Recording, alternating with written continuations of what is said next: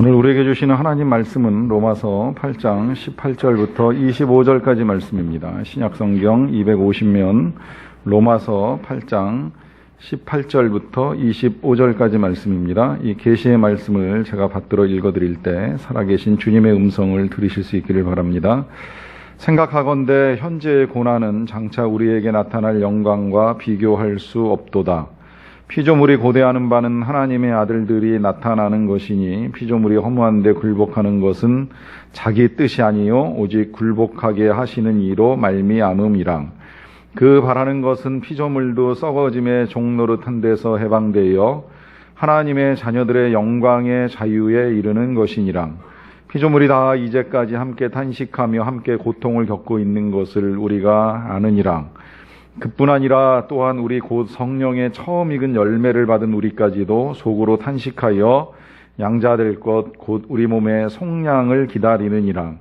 우리가 소망으로 구원을 얻었음에 보이는 소망이 아니니 보는 것을 누가 바라리요? 만일 우리가 보지 못하는 것을 바라면 참음으로 기다릴지니라. 아멘. 브라질에서 개최되는 올림픽이 한 달도 채 남지 않았습니다. 기사나 뉴스 보면 제대로 개최될까 하는 의문이 들 때가 있습니다. 이유는 아직 경기장 공사도 다 끝나지 않았다고 하기도 하고요. 또 지카 바이러스에다가 각종 범죄가 들끓고 있다고 합니다. 이 와중에 리우의 경찰들은 월급을 제때 못 받았다고 파업을 하는 일도 있었답니다. 이런 현상들만 그냥 놓고 보면 이거 열리지 않는 게 더 나은 거 아닌가 하는 생각이 드는데, 근데 우리나라 대표팀 선수들은 열심히 출전을 준비합니다. 우리나라 선수들뿐만이 아니라 세계 모든 나라의 선수들이 열심히 준비를 하고 지금 브라질 리우로 속속 모이는 것으로 알고 있습니다.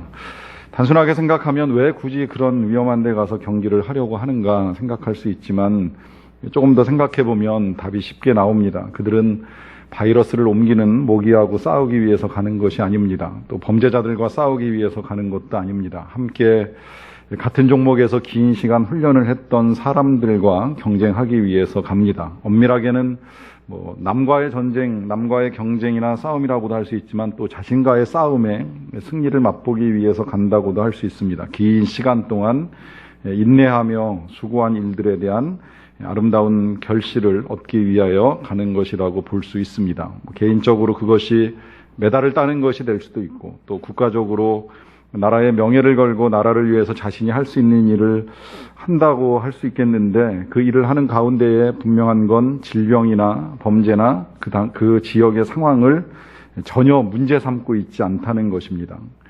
목표가 분명하기 때문입니다. 그러니까 이겨야 할 대상, 그 목표가 분명하기 때문에 그 일을 위해서 열심히 준비했고 이제 달려가는 것입니다. 이렇게 보면 우리의 삶에 있어서 이 방향과 목표라고 하는 건 정말 중요합니다. 하나님께서 우리에게 주신 목숨을 이제 통상 한문으로 명이라는 단어를 사용합니다. 명. 그래서 생명이라고 이제 보통 표현을 많이 하는데 좀 정확하게는 이 명이 하나님께서 우리에게 주신 명이 세 가지가 있습니다. 생명만이 아니라 사명이 있고 계명이 있습니다. 이게 다 하나님이 주신 거예요. 그래서 그리스도인은 생명을 가지고 사명을 향해 계명 따라 살아가는 사람입니다. 하나님이 우리에게 이 세상을 살아가도록 생명을 주셨어요. 뿐만 아니라 영원한 생명까지 우리에게 주셨잖아요.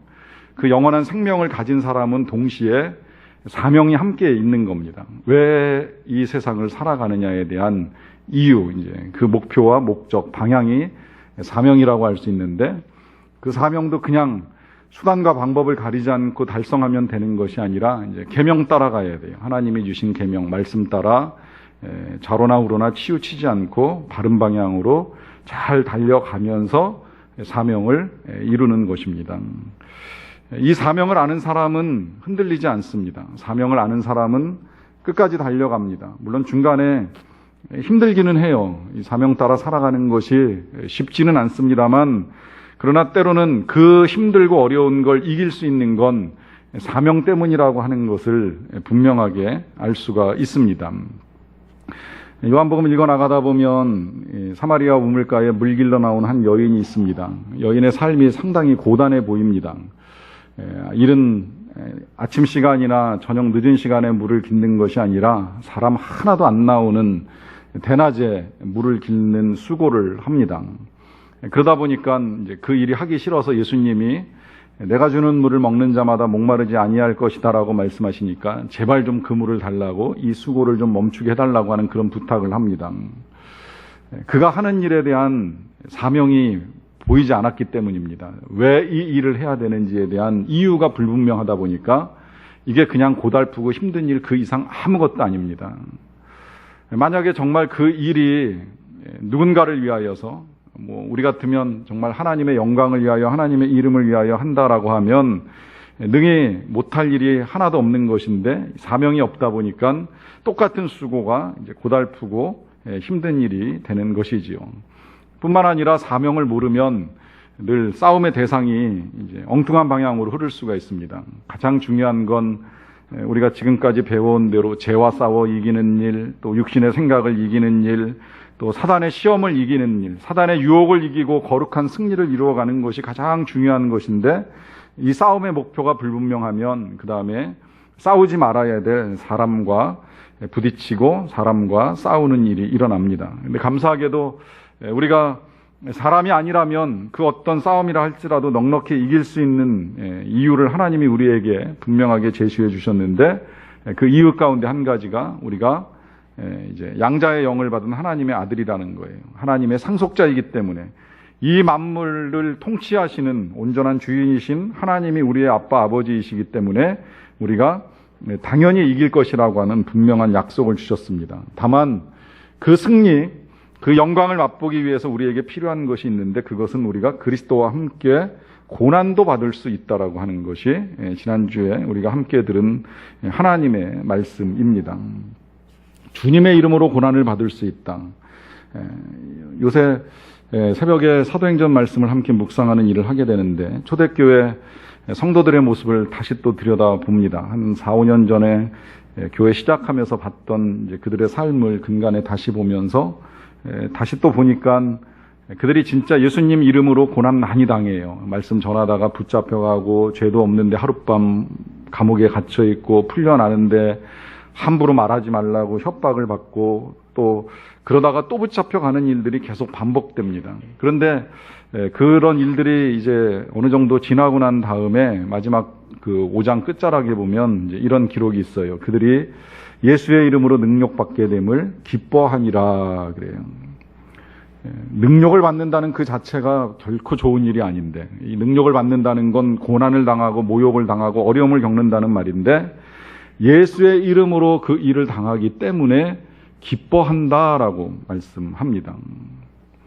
예수의 이름으로 그 일을 할 수 있다면 기뻐할 수 있다는 거예요. 이것이 신년 벽두의 새벽 기도회 때 팔복 말씀을 나누면서도 마지막 8번째 복으로 주님이 우리에게 주셨던 말씀입니다.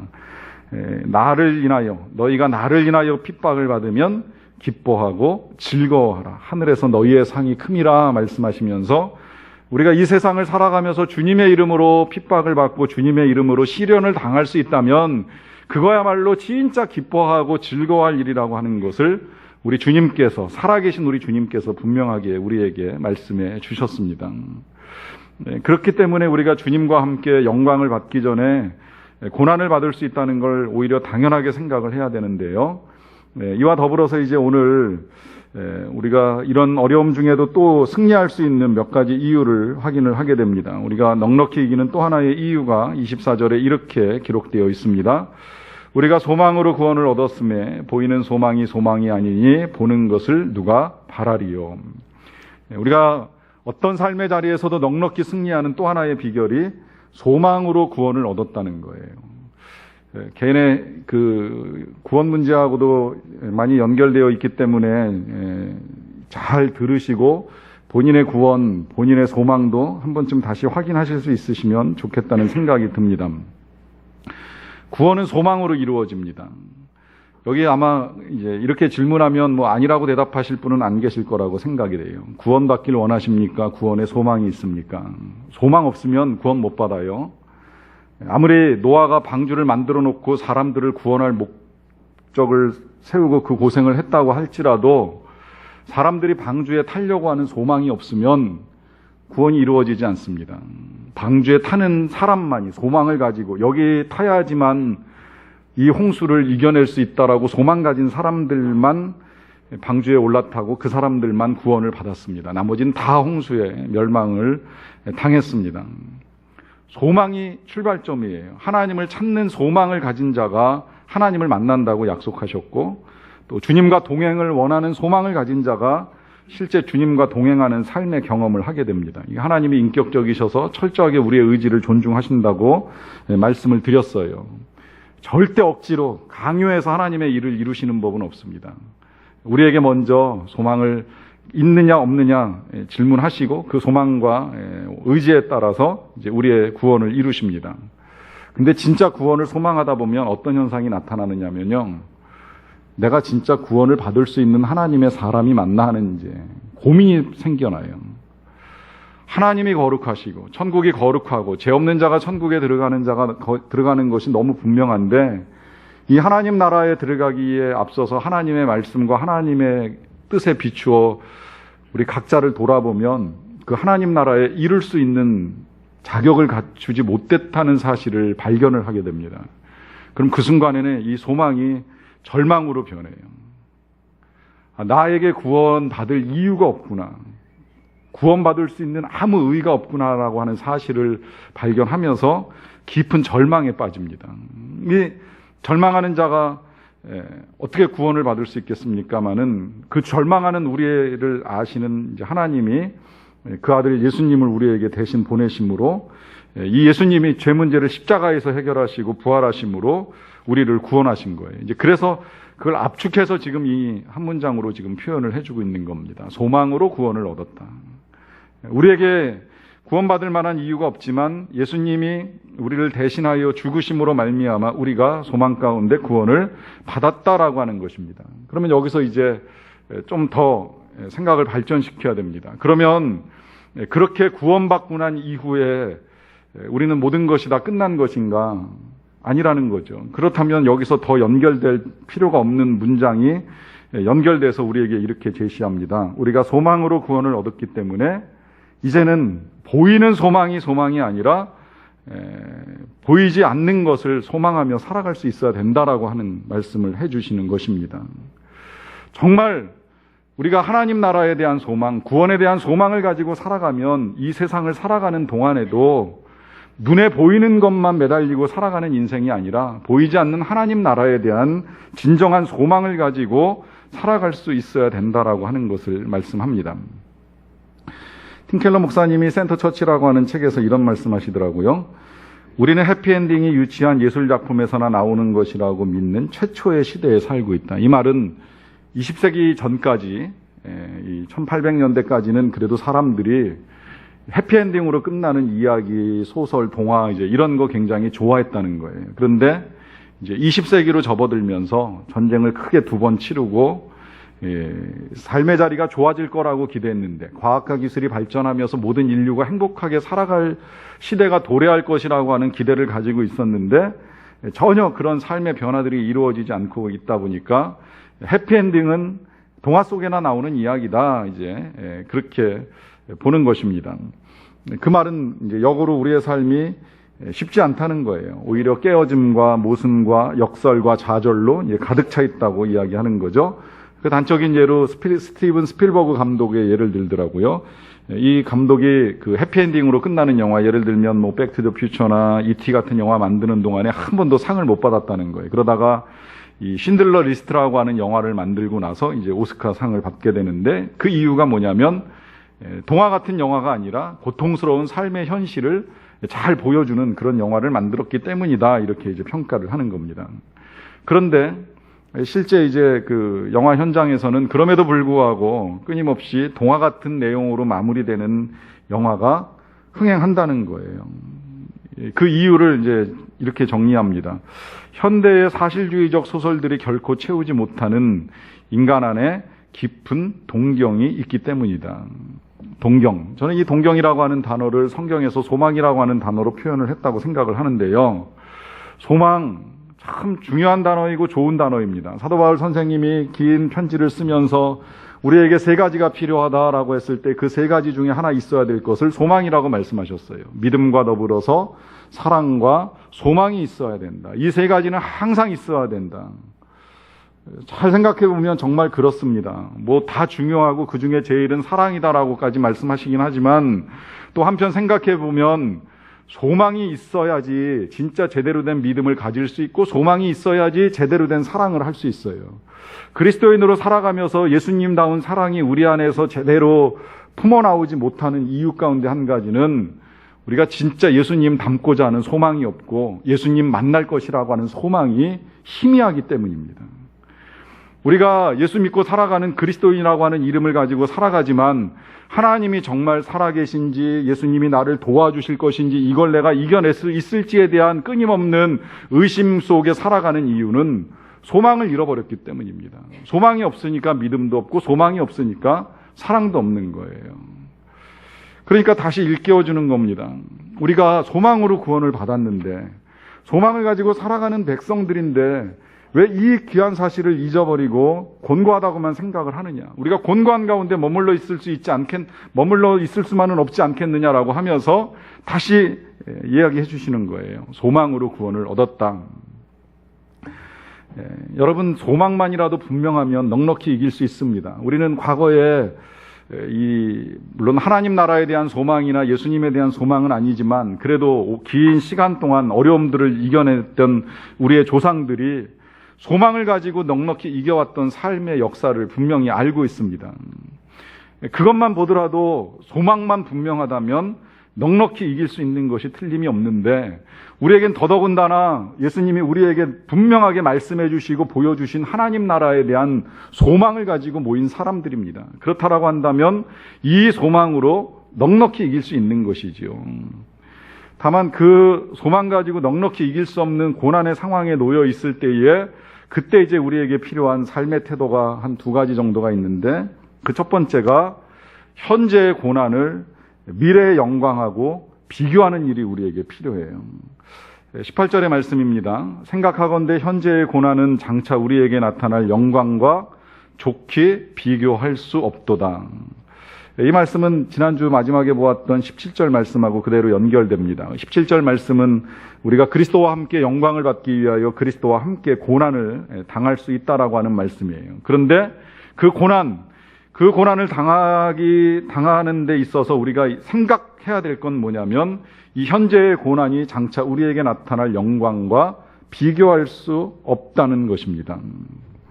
우리가 이 세상에 살아가면서 사람을 비교하는 것처럼 어리석고 불행한 일이 없습니다. 늘 부탁드리지만 절대 사람과 사람을 비교하지 마십시오.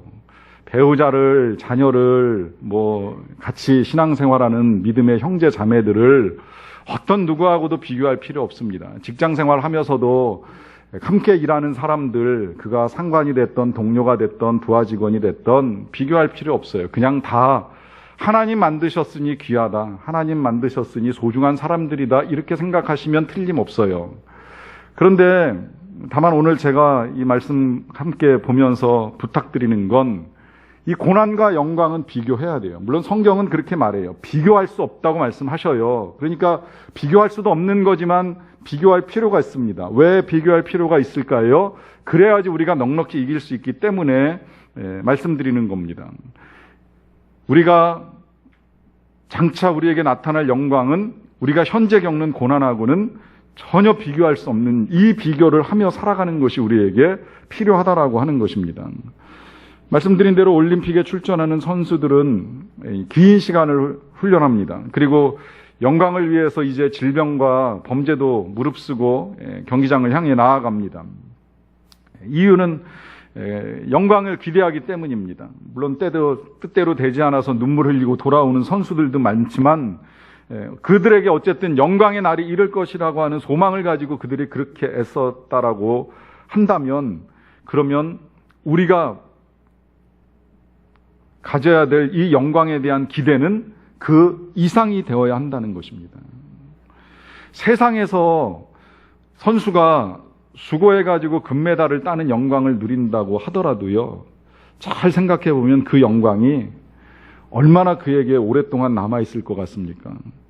간혹 우리나라에서 오래전에 금메달을 따고 메달을 딴 여러 영웅들의 이야기를 지금에 와서 이제 보여주는 경우를 보는 일들이 가끔 있는데 보면 참 안타까울 때가 있어요. 한땐 정말 국민 영웅으로 메달 따고 들어올 때 환영 퍼레이드를 했는데 오늘은 일개 평범한 시민으로 살아가는 모습을 보면서 그때 그 영광 다 어디에 갔는가, 그 대단했던 영광이 어디에 있는가라고 하는 생각을 해보게 됩니다.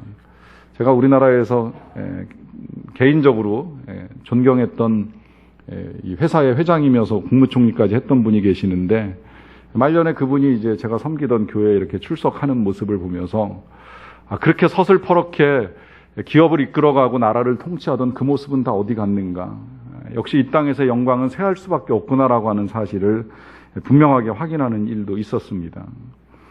하나님이 우리에게 약속하시는 영광은 그런 영광이 아니라는 거예요. 이 세상에서 썩어지고 사라지는 그런 영광이 아니라 영원한 영광, 쇠하지 아니하는 분명한 영광이 우리를 위하여 예비되고 있다라고 하는 것을 분명하게 말씀하고 계시는 것입니다.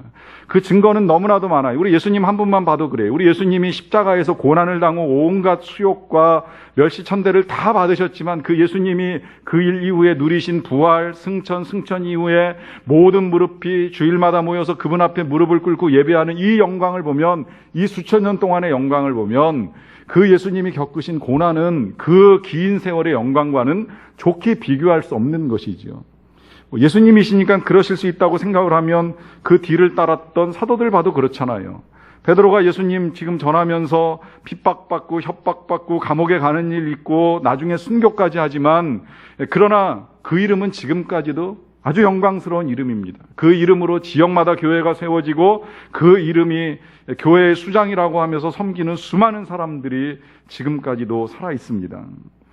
바울만 보더라도 그렇고요. 온갖 죽을 고생하면서 매맞고 헐벗고 줄이고 하지만 그 영광은 지금까지도 하나님이 끊임없이 높여주고 계십니다. 이런 열거를 하다 보면 때로는 그분들이야 특별하니까, 그렇게 살았으니까 그랬을 것이라고 생각을 하지만, 여러분, 주님은 정말 이름 없이 빛도 없이 섬기는 한 사람을 귀하게 여기십니다. 우리 주님이 작은 것 귀하게 여기시는 거 아시지요? 지극히 작은 것에 충성된 자는 큰 것에도 충성된다고 말씀하시면서 작은 거, 돈 한 푼, 시간 몇 분, 사람 한 명, 어린 소자 한 명을 절대 소홀하게 생각하지 말라고 말씀하셨어요. 다 귀하게 여기셔야 돼요. 진짜 이 작은 돈이라도 주님 뜻에 따라서 이것이 소비하는 것이 맞는지 저축하는 것이 맞는지 잘 지혜롭게 사용하셔야 돼요. 시간 낭비하지 마세요. 우리의 생명이 유한한데 이 생명의 시간 동안 하나님 주신 뜻에 따라 살아가기 위해서 초름을 아껴야 됩니다. 한 사람이 굉장히 귀하다라고 하는 건 예수님이 나중에 결산할 때 그러시잖아요. 이 작은 자 한 사람한테 한 것이 곧 나에게 한 것이다라고 하면서 한 사람을 귀하게 여기시는 주님의 마음을 분명히 우리에게 알려주셨어요. 그렇다면 그 주님께서 이름 없이 빛도 없이 섬기며 살아간 사람, 주님의 이름을 위하여, 주님의 영광을 위하여, 그 이름의 영광이 이 세상에서 드러나지 않는다고 할지라도 주님의 이름으로 작은 자 하나에게 땀 흘려 수고하고 물 한 컵 떠주고 애쓴 이 모든 일들을 모른다고 외면하시는 분이 절대 아니십니다.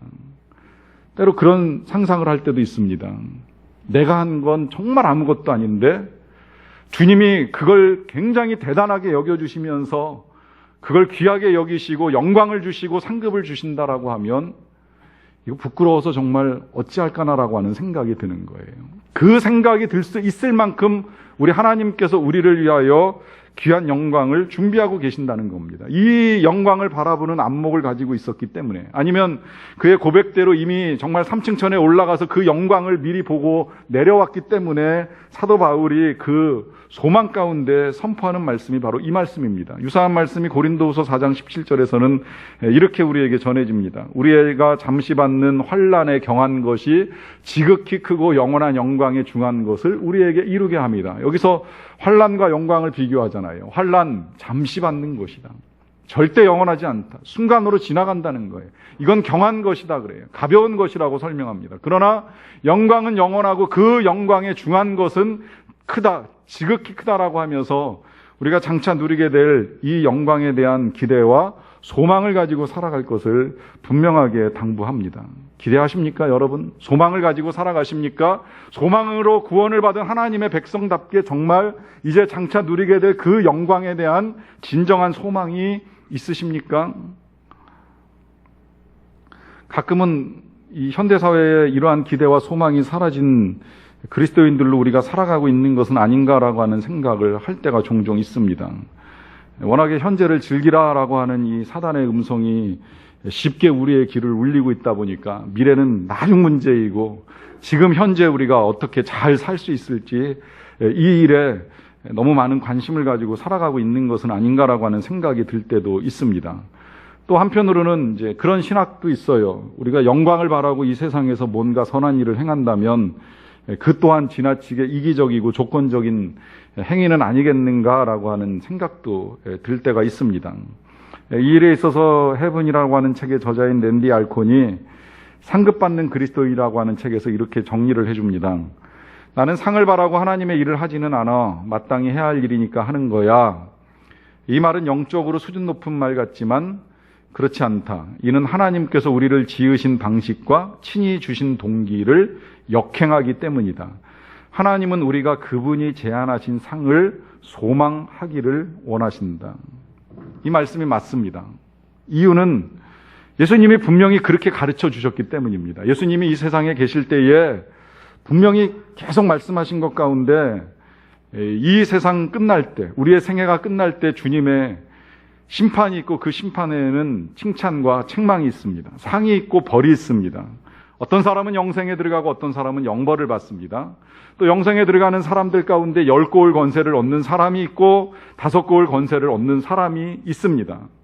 분명히 차별적으로 우리에게 주어질 것에 대한 것을 말씀하시면서 어리석은 자가 되지 말고 지혜로운 자가 되라고, 또 기름을 준비하는 처녀와 같은 삶을 살 수 있어야 된다라고 하는 것을 분명하게 말씀하셨습니다.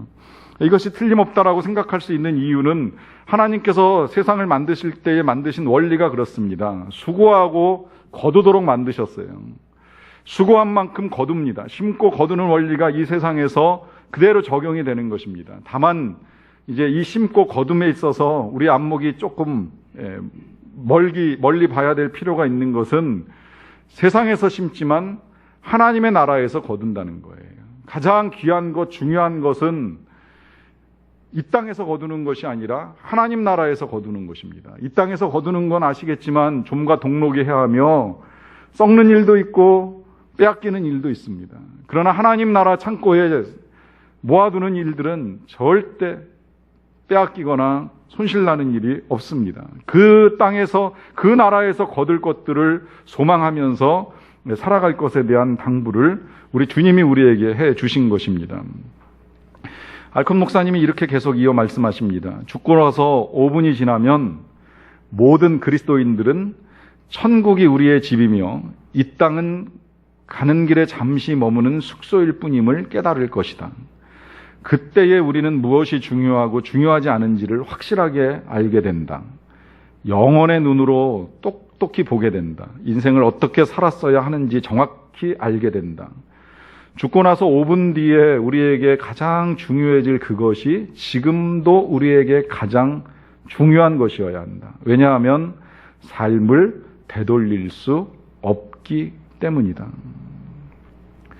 그래서 정말 우리가 소망으로 구원을 받았다면 소망 가운데 이제 해야 될 일이 한 가지가 더 있는데요. 앞서 읽어드렸던 24절 뒷부분을 좀 이어서 제가 다시 한번 읽어드리겠습니다. 만일 우리가 보지 못하는 것을 바라면 참음으로 기다릴지니라 그래요. 이게 25절 말씀인 것 같으네요. 만일 우리가 보지 못하는 것을 바라면 참음으로 기다릴지니라. 이것이 소망을 가지고 구원을 받았다고 믿는 사람들이 살아가는 삶의 태도입니다. 힘들지만 참고 기다리는 삶, 그 가운데에 또 다른 승리를 기대하면서 살아갈 수 있다라고 하는 것입니다. 둘로스라고 하는 배가 있습니다. 선교를 위해서 사람들이 모여서 함께 타고 다니면서 선교하는 배인데요. 지역마다 나라별로 이제 이렇게 이동하면서 한 군데 정박을 하면 정박한 상태에서 배에서 내려가지고 그 항구가 있는 도시 주변에서 뭐 한두 달, 뭐 길게는 몇 개월씩 이렇게 선교를 하다가 또 이제 때가 되면 다 배에 타고 이제 또 다른 지역으로 이동하는 선교선입니다. 우리나라에도 이게 이제 지구를 계속 한 바퀴 이렇게 돌면서 선교를 하고 다니기 때문에 한번 정박하고 떠나면 이제 몇 년에 한 번씩 이제 같은 지역에 이제 오게 되는데, 제 기억 속에 2001년인가 2002년에 인천항에 이 배가 한번 들어와서 이제 저도 한번 아이들과 함께 가서 배를 볼 수 있는 기회가 있었어요. 배가 오래됐습니다. 배가 낡아가지고 밑에서 이제 배가 움직이는 이제 동력을 가동시키려다 보니까 그 동력을 가동시키는 기름 냄새가 배 안에 가득 차 있어요. 근데 그 배에 주로 이제 젊은이들, 물론 이제 연세 드신 분들도 계시긴 하지만 그런 분들이 한 300명 이상이 한 배에 타고서 함께 거기서 먹고 자고 생활하고, 배가 정박하면 이제 내려가지고 이제 육지에서 전도 활동하고 선교 활동하고 이제 그러다가 다시 또 배 타고 이동하고 하는 일들을 합니다. 이 배가 십수년 전에 이 필리핀 이 잠보안가라고 하는 지역에 정박하면서 선교 집회를 하는 일들이 있었는데, 그 집회 중에 회교도가 수류탄을 던져가지고 이 선교하던 선교사 2명이 즉사를 하고 32명이 부상을 당하는 일이 일어났어요. 죽은 선교사는 한 사람은 18살 나이에 이 소피아라고 하는 스웨덴 출신의 자매이고, 또 한 자매는 19살 카렌이라고 하는 뉴질랜드에서 온 청년입니다. 꽃다운 나이에 젊은이 2사람이 이 세상을 떠났습니다. 이 소식을 전해 들은 본국의 부모님들이 배에다가 전보를 보냈는데, 이 전보를 고 오카는 목사님께서 살아계실 때에 목사님도 눈으로 직접 확인을 하셨다 그러시더라고요. 전보의 내용이 이렇습니다. 우리는 이 비참한 일에 잘 대처하고 있습니다. 더욱 열심히 복음 전하는 일을 계속 하시기 바랍니다. 자녀가 세상을 떠났는데 보낸 부모의 편지의 내용이 좀 믿기지 않을 만큼 뜻밖입니다. 그 이유는 자녀가 죽은 고통과 장차 주님께서 약속하신 영광과 좋게 비교할 수 없다는 걸 이 부모들이 정확하게 알고 있었던 거예요. 자녀들이 비록 고난을 당했고 그 고난으로 인해서 부모들은 이 땅에서 더 이상 사랑하는 자녀들을 볼 수 없는 또 하나의 고난이 임했지만, 그러나 그 고난은 주님과 함께 당하였기에 장차 그리스도와 함께 누리게 될 영광이 있다라고 하는 사실도 분명하게 보면서 이겨 나가는 것입니다. 이것이 승리의 비결입니다. 소망 가운데 이기는 것입니다. 비교하며 이기는 것입니다. 현재의 고난을 장차 임하게 될 영광과 비교하며 이기는 것입니다. 참음으로 이기는 것입니다. 참음으로 기다리는 것입니다. 왜냐하면 그 삶 끝에서 넉넉히 이기게 하시는 우리 주님을 만나게 될 것이고, 또 그 주님이 우리를 위하여 예비하고 계신 상급과 면류관을 받게 될 것이고, 그 주님과 함께 영원히 살 것에 대한 소망이 너무나도 분명하기 때문에 이기는 것입니다. 이 소망으로 구원을 얻었음에 이 소망으로 승리하는 저와 여러분들이 되시기를 간절히 축원합니다. 기도하시겠습니다. 사랑하는 성도 여러분, 기도하기 전에 제가 여러분들께 질문 드립니다. 소망이 무엇입니까? 여러분들이 정말 일생에 가장 꿈꾸는 일이 무엇입니까? 어떤 일이 이루어졌으면 좋겠습니까? 여러분, 우리의 소망은 보이는 것이 되어서는 아니 됩니다. 이 땅의 것만으로 소망을 삼지 마십시오. 잠시 우리가 원하는 일들을 이 세상에서 이루고 갈 수 있을지는 모르겠지만 결국은 썩어질 것이요 사라질 것이라면 우리의 소망은 하나님 나라에 있어야 되고, 주님 만날 때에 기쁨으로 주님을 배움는 그 날이 우리의 소망이 되어야 되는 것입니다. 그날의 소망을 가지고 계신다면 이제 이렇게 좀 우리가 함께 기도했으면 좋겠습니다. 소망으로 구원을 얻었음에 흔들리지 않고 믿음으로 살겠습니다. 어떤 시련, 어떤 환난, 어떤 유혹이 우리의 삶에 밀려 들어와도 거룩하게 이 믿음을 지키고 주님과 동행하면서 이겨나가겠습니다. 그래서 정말 주님이 우리를 위하여 예비하고 계신 영광을 보는 기쁨을 누리겠습니다. 잘 참고 기다리겠습니다. 그렇게 살아갈 수 있도록 주님 붙들어 주시고 동행하여 주시옵소서. 각자의 목소리로 주님께 고백하며 간구하는 시간을 잠시 갖도록 하겠습니다. 기도합니다. 하나님 감사합니다.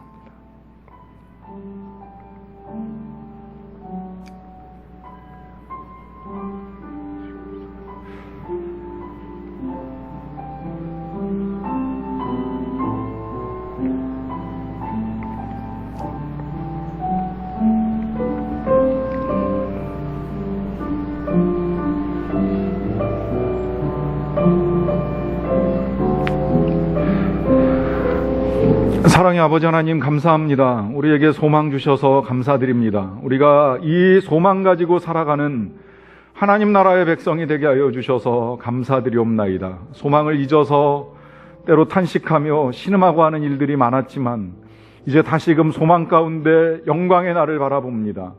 우리가 장차 받게 될 영광의 중한 것이 현재 당하는 이 고난의 가벼운 것과 좋게 비교할 수 없다고 말씀하신 주님의 말씀 따라 영광의 소망을 가지고 주님 다시 배울 것에 대한 기대를 가지고 오늘도 이 하루 주님과 함께 동행하며 날마다 승리하며 살아갈 수 있는 자들이 되게 하여 주시옵소서. 예수님의 이름으로 기도하옵나이다. 아멘.